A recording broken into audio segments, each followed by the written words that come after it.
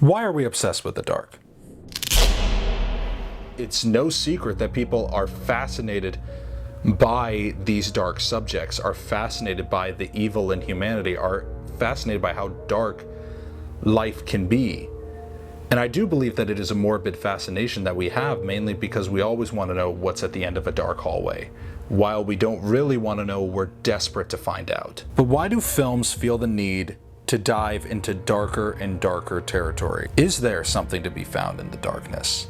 Is there something there worth talking about, or are we just getting lost with no hope of really getting out? While I am fascinated by the dark, and I do think it's worth exploring, I don't like spending 3 hours of my time in it if I can avoid it, unless there is something lying in wait at the end of a dark tunnel.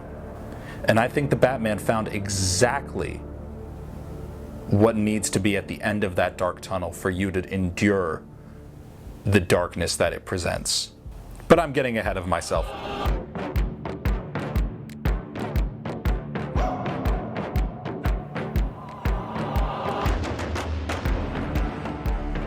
Hey everybody, I'm Movie Man, your neighborhood movie aficionado with a lot of opinions. Well, let's get to it.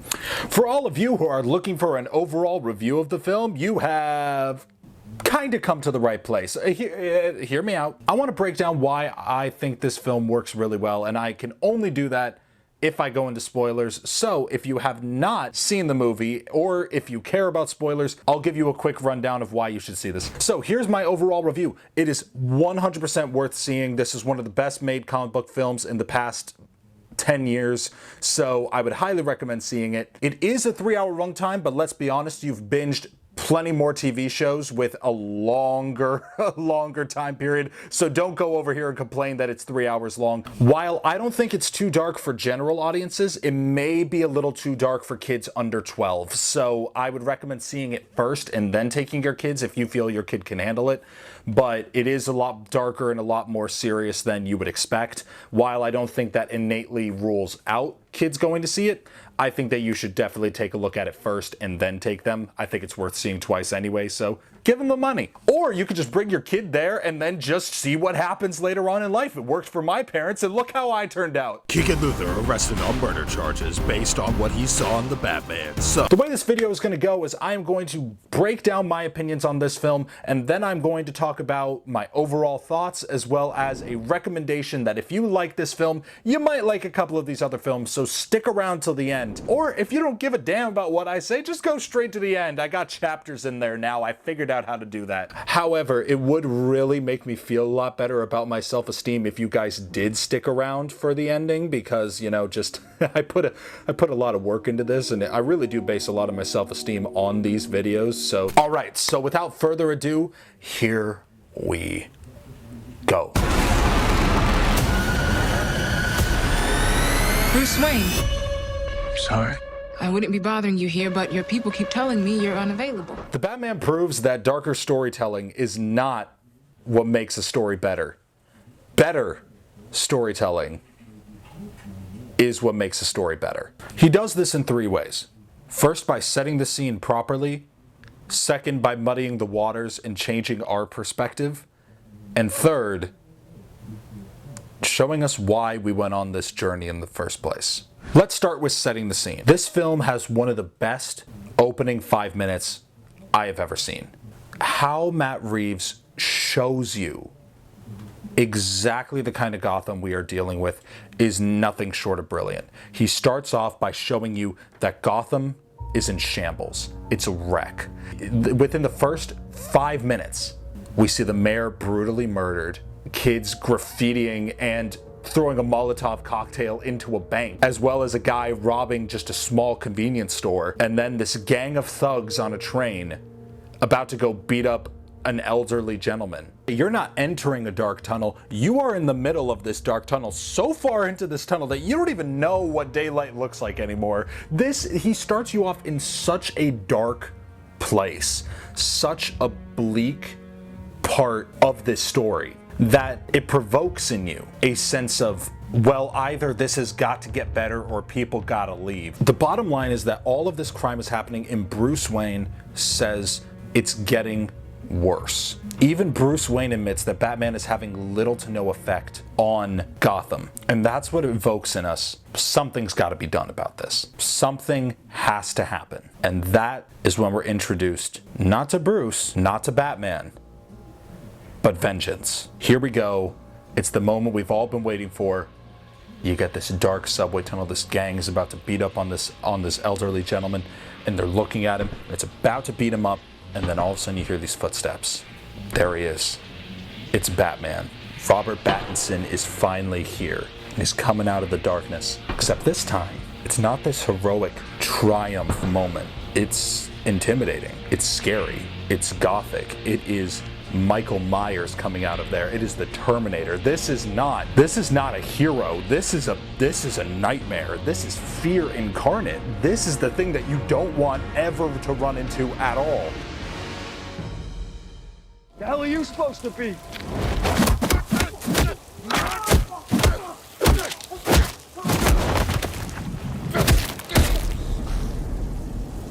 I'm vengeance. In Tim Burton's film, we met Batman before we ever met Bruce Wayne. But this isn't even Bruce Wayne. This isn't Batman. This isn't anything. This is a force. We met the idea of Batman before we ever met Batman in this movie. Look how the cinematography style is done. This is not filmed like a heroic entrance. This is filmed like a horror movie. The music is not a heroic percussion, Hans Zimmer style moment. The music is this dark, foreboding, almost Jaws-ish theme of this unstoppable force that just keeps coming at you and just keeps getting more dangerous, and it won't stop. And what I also think is just so great about that beginning is Matt Reeves, with just how he treats darkness, just how he treats it with the camera. He'll aim at the shadows of a dark room that a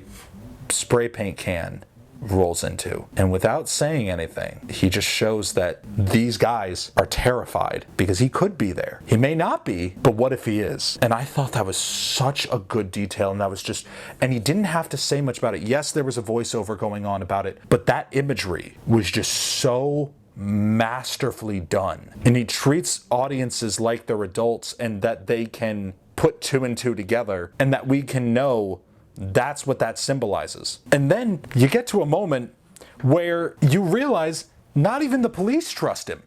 The thing is, it's like, we've been used to Batman, who, kind of the police, some may not like him, but they all are pretty much on his side. They all pretty much are like, oh yeah, Batman's cool. In this story, it starts off only Jim Gordon trusts him. This is a Bruce Wayne that says he's doing this all for his family's legacy, but he really doesn't care about his family's legacy because he's not paying attention to the accountants of his actual business. He's not taking these meetings, and the only time he goes out in public is when there's a potential that the Riddler might be there. He doesn't care about being Bruce Wayne. He really doesn't care about his family's legacy, but he's going to tell himself that because that's what he needs to hear. I mean, and you can argue that not even his Batman stuff is working, because he beats up all of these criminals and then turns to this elderly man, and that guy is petrified. That guy is afraid of Bruce. And that's something that I thought was just so powerful, is even in the people that he's supposed to be fighting for, they're terrified of him. This is a Batman that's lost in fighting for a solution that doesn't encourage renewal, but revenge. He's looking for guidance and something to believe in when every avenue seems to be showing him more and more of the worst in humanity. And how can you blame him? I mean, look at what he sees. But all this comes back to say, we are starting off with a Batman that we are now looking at him and asking a lot of these questions, such as simply why? Why is he doing what he's doing when the police don't trust him? It's not having an effect. Nothing is happening that he wants it to. So why does he continue to do it? And if it's not for his family's legacy, as we just kind of discussed, then what is it for? Plot-wise, we're confronted with the Riddler's first murder. We're confronted with the puzzles and the things that he leaves behind for Batman. So that seems to be the reason why. Like, he leaves a little card that obviously is addressed to the Batman, so clearly he gets involved that way. And there is a certain sense of obligation to it, but the real key is, why does he do this? Why does he really do this? And the answer comes in the form of both of the kids that we've seen in these first 5 minutes. One of the kids is that guy on the train, a kid that has half his face painted. He's a part of the gang. He clearly is not fully initiated, and he's clearly having second thoughts. And Batman lets him go. He's the only one in that gang that he lets go. So whether Bruce acknowledges or not, he can see that people are capable of making better choices and need the chance to do so. However, he doesn't always go by that mentality. But I think the reason why he really does it is he looks at that kid, the mayor's kid, who found the mayor's body, found it lying there, similar to the way that he had when he lost his parents. And that's not even said, that's not even established. We just see Bruce staring at this kid. And that is one of the most powerful shots in the film. And we get it. We get it right away that this guy has a connection there. Even when Alfred sees the contact lens image of this scene, he's giving Bruce a hard time before. He's giving him all of this sort of crap about, it's your family's legacy, why are you doing this? You'll have nothing left if you keep doing this. He's giving Bruce all sorts of shit for this. But when he sees the image of that kid, his whole demeanor changes. And he even decides to help Bruce with this one, showing him that he kind of understands why Bruce is doing this now. And that is how you set up a story. We are launched in, we are locked in, the stakes are there, the emotion is there, our curiosity is piqued. Now we get into the story. Now we get into, what is this film? What is it actually going to be? What is this going to go? But we're already interested. We're already compelled. We don't need to get to Act 2 before we have a reason to give a shit. And now that we've established the stakes, we've established what is the problem and why should we care, we've established all of that. Now, how do you get the audience to care and shift their perspective more? What is really going to get us to where Matt Reeves really wants us? You muddy the waters. You show us the complicated nature of the story that he's telling. The first way you do that is, unlike some comic book movies where they say, oh, this is a political thriller, or this is a Western, this is this, and they kind of just more pay lip service. Maybe they have an actor that was famous for noir stories or things like that. You have some of this more like surface level homage to a trope or an homage to a genre, but it's not really taking influence from the genre. This story inherently is a neo-film noir. It has all the political intrigue, all of the corruption, all of the gray morality of a Chinatown, of a Seven, of All the President's Men. Crime noir is famous for filling a world with anti-heroes. Not people that we know are inherently good and inherently bad.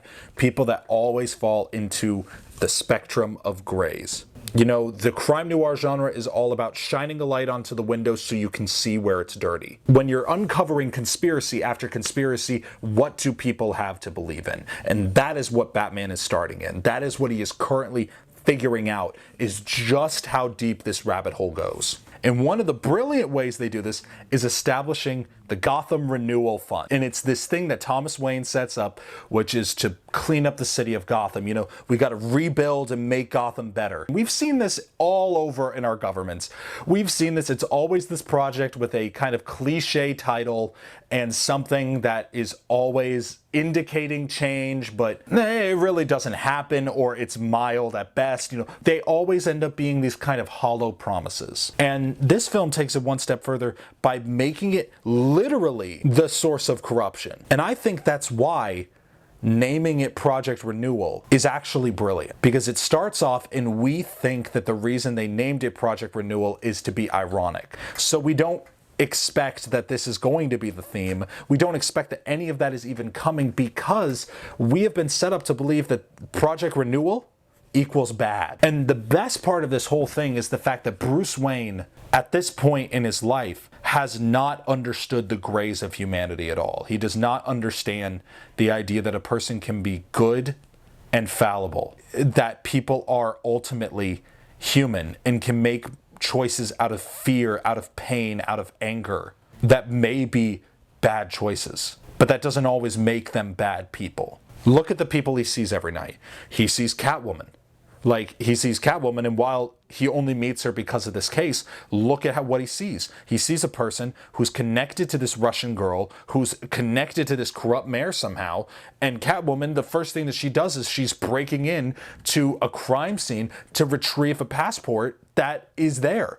And it's of this Russian girl. So we don't know what her allegiance is in this. We don't know what her stake is. And then later on, we see that she's also working for the Penguin.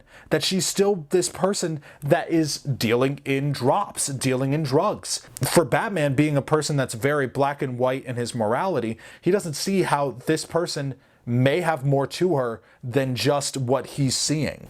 And then adding on to that, he sees the Penguin, who really doesn't give a shit about what goes on in his own establishment. He's like, hey, you know, people do what they do here. It doesn't concern me. Basically, as long as I get paid, it's okay. And then you have Carmine Falcone, who's just this brutal criminal who will stop at nothing to be on top. And then you have the Riddler, who is absolutely creating chaos and destruction. And Batman doesn't like the Riddler because he's killing people, but even Batman doesn't give a shit about the people that the Riddler is killing because ultimately those people are corrupt. And the Riddler is proving that these people were corrupt. So Batman's like, I don't like that he's doing this, but they had it coming. And later on in the film, he even uses this line of, he tells Selina Kyle, sorry, but your choices have consequences. And it's such a condescending comment as Vengeance over here is telling people that your choices have consequences. And we'll get back to that. And ultimately, the Batman is looking at the Riddler's killings, and the Riddler has only killed corrupt cops and corrupt politicians. He doesn't like that they've been brutally murdered and tortured, and he thinks that the Riddler's just as bad for killing these people. But at the end of the day, he's not upset with the people that he did kill, because these are people that probably had it coming. Probably was going to stop real justice from coming along the way at some point. However, what really sold me on how Matt Reeves was muddying the waters was the moment that he brings up Thomas Wayne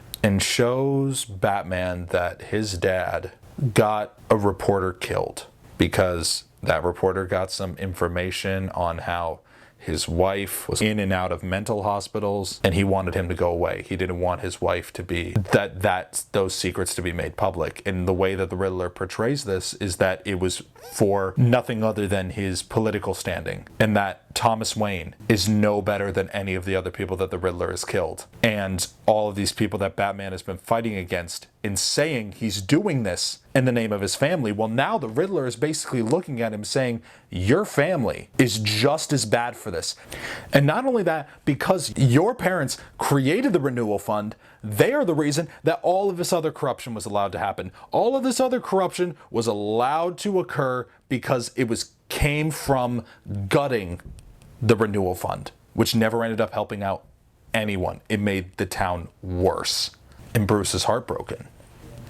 How can he really stand? How can he look himself in the eye with what he's been doing and justifying? How can he justify taking on criminals in the name of his family who no longer can, when his family is the reason that it's as bad as it is? Or not the reason, but certainly not helping, and certainly not as good as he thought they were. And now you have created a complicated narrative, a complicated interweaving narrative where we believe that Carmine Falcone was saved by Thomas Wayne, and that Thomas Wayne was in his pocket because of the fact that Thomas Wayne asked for this reporter to be killed. And we think that Carmine, had access to Thomas Wayne and maybe asked him to do other things that he's not talking about. And now you've got the audience's attention. They're wrapped in here. They don't know where their feet are planted. They don't know where anything this is at. They don't know where we're going. They don't understand the why. By this point in the film, I started asking myself, why, what story are we telling? I'm engaged, I'm here, I'm right here with you, but is this a cautionary tale? Is this a cautionary tale against the idea of Batman? And maybe that's what the story was going to say, if it wasn't for three specific things that happen. And the first is that scene with Alfred in the hospital, which honestly is probably my favorite scene in the film.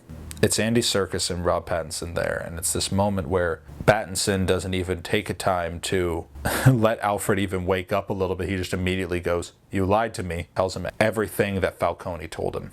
And Alfred looks at him and just goes, "Your father was a good man." And he explains that he wasn't doing it for political points. He wasn't doing it for his political reputation. He was doing it to protect his wife and doing it for her reputation, for her. And he didn't expect that Falcone was going to kill the guy. And what I thought was really important, Alfred does not deny the fact that Thomas Wayne went to Falcone. And he says that your father made a mistake and he trusted Falcone. And then he tells Bruce the key information, which was that it gutted his father when he found out what happened. And he told Falcone that he was going to go to the police because that wasn't what was supposed to happen and that he couldn't live with it. And that night they were killed.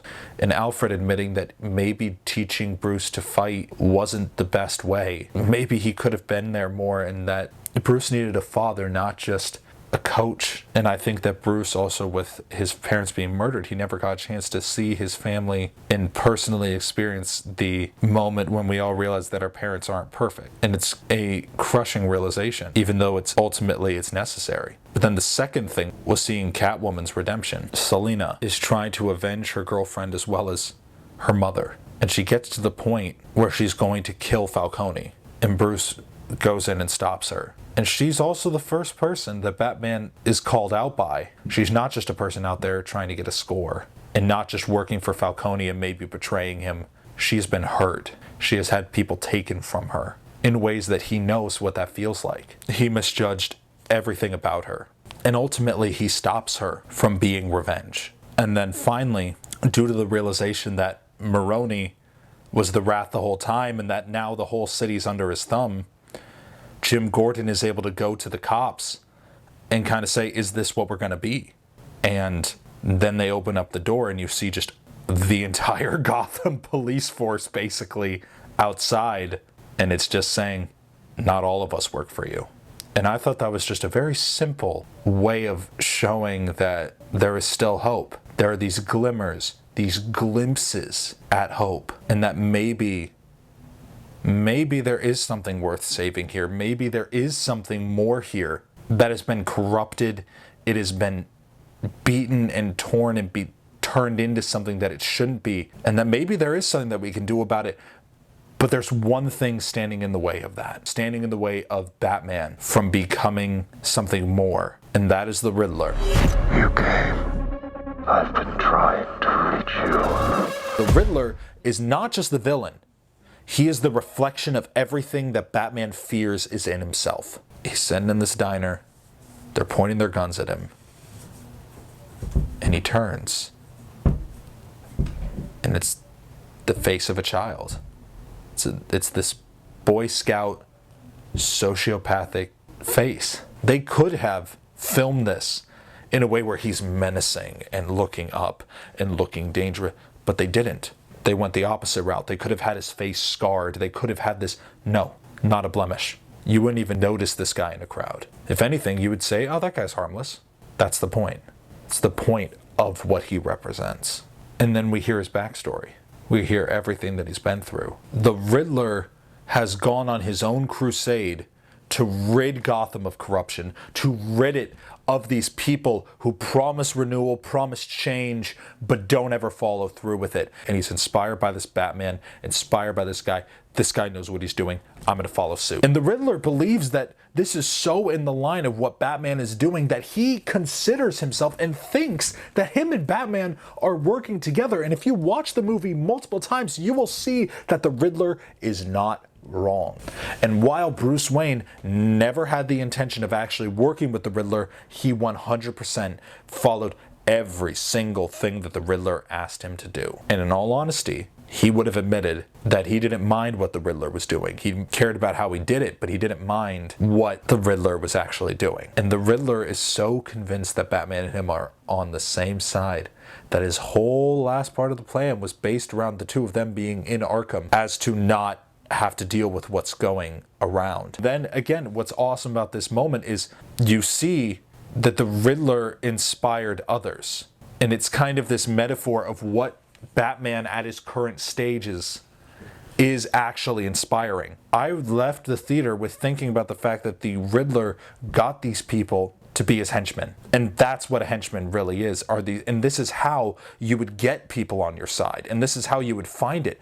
It's these people felt what they were doing was finally getting their vengeance, getting their revenge on a city that had wronged them, on a city that had not cared for them, a city that had let their family, their kids go sick and die, and the way that they were going to solve it was killing others. And the fucked up nature of that is what makes this movie so good going into the final moments, is now what Batman has to fight against. All of the shotguns, all of the guns, all the gunfire, it's all going into this happened because of what you did. And then you get to the moment, Batman's won, they've saved it, they've done it, they've fixed it. Catwoman, saves him, pulls him up there, he's beating the guy down, we did it, we're good, we're okay. They take the mask off of the guy, and it's the guy from the funeral. The guy who complained to Bruce Wayne about, where was this when my daughter was sick? And they did nothing. It's that same guy who's here with a rifle. And he utters the line, "Me. I'm vengeance." Same thing that the whole city has been calling Batman.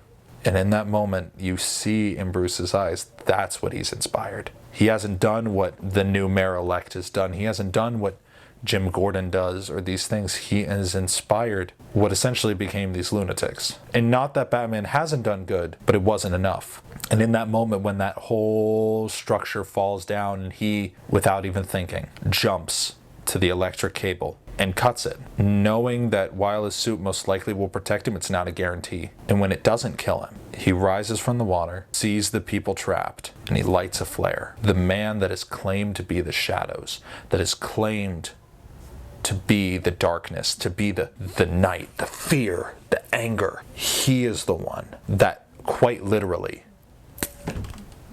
becomes the light. And he goes over to where the mayor is trapped underneath the rubble, to where all these people are trapped, and he reaches his hand out, waiting for somebody to take it. And the mayor's scared, everybody's scared. And then the kid from the beginning takes it. This mayor's kid, this kid who's scared like him, takes his hand, and Batman gets him out.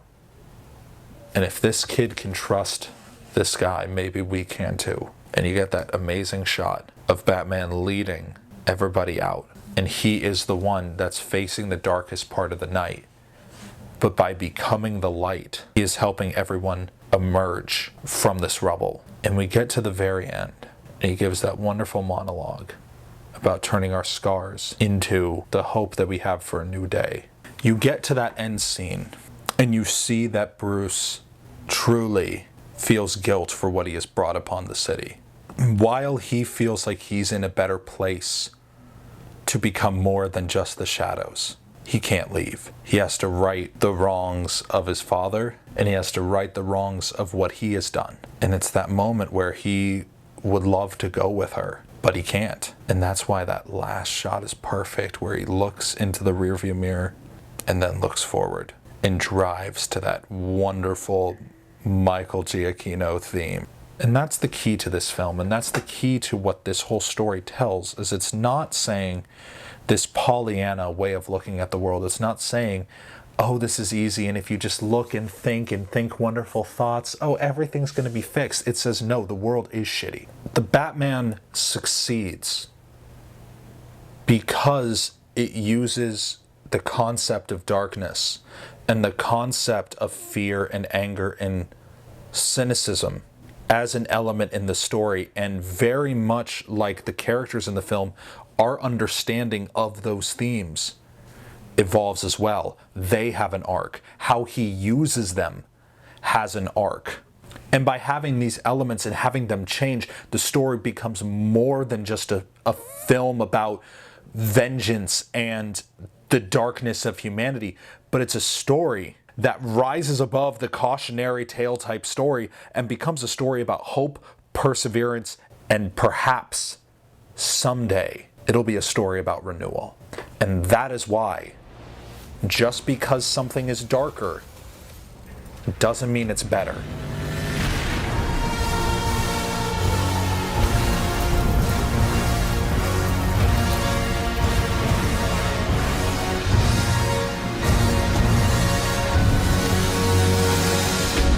So overall, wow, guys, this has been much longer than I thought it was. But thank you guys for taking a look at that. And now here are some random pairings to go with this film. As with everything, I like to recommend a safe choice, an out-of-the-box choice. Now, The safe choice, I would have recommended something like Seven, Zodiac, but you've heard that comparison throughout the marketing of this film, throughout pretty much any content creator has said the same thing. So I'm not going to say those, even though they are valid choices, and I think that you would enjoy them if you enjoyed this movie. If you enjoyed in this film the detective style thriller, the serial killer nature of this film and the mystery and the intrigue, but something that ultimately still had hope in it. Something that still, despite how dark it got, had some hope at the end. You should watch Denis Villeneuve's Prisoners. It is an incredible film with Hugh Jackman, Jake Gyllenhaal, and Paul Dano. It's about the manhunt that ensues after two people's daughters are kidnapped. And it's just this incredibly intriguing thriller that's one of the most unique films I've ever seen. Denis, in a similar way to Matt Reeves, has a way of getting the humanity out of every single character. And it's so intriguing. I remember it's one of the few films that I've watched at home that I actually was talking to the screen, saying out loud, like, go, go, go, go, come on, you got this. I was actually engaging with the film, and I can't remember the last time I've done that. It's an incredible film. You can watch it on Hulu, and it's just, could not recommend it higher.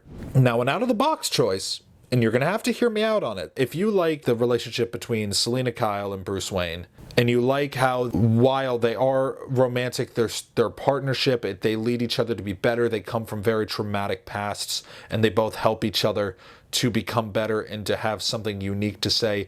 I think you would like Begin Again. Now, like I said, hear me out, hear me out, hear me out. It's a lovely little film starring Keira Knightley and Mark Ruffalo. Keira Knightley plays a singer-songwriter who is dealing with a lot of trauma in her life at this time and meets Mark Ruffalo, who likewise is dealing with a lot of trauma in his life. And the two of them just happen to meet at this point where they really need each other. And it's a film that, while it is an uplifting and happy movie, it really deals with this very serious thing and I didn't get that.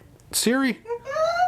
However, it's a story about two people who really are the actual thing that they need in that moment. And I think if you enjoyed this film because of that, I think you'll enjoy Begin Again. But that'll do it for me, guys. Thank you so much for tuning in, and I'm glad that you enjoyed and watched this whole video through. I really had a lot more to say about this film than I thought I did. Comment down below what you thought. If you agree with me, share your opinions, and also tell me if there's films that you want me to talk about. I'm planning on talking about Whiplash soon. Hey, you never know what suggestion is going to turn into another full-on essay. So thank you so much for your time. And yes, you can follow me on all social medias at Movie Man Opinions. Bad at grammar, many opinions. And like and subscribe, ring the bell, do all the YouTubey things. You've heard people say it before. I'm not the first person to say it to you. And if I am, thank you. This little bell helps you get notifications. So just go and do that. You can look it up. Anyway, I'll see you guys next time. I'm Movie Man, and hey, let's watch something together.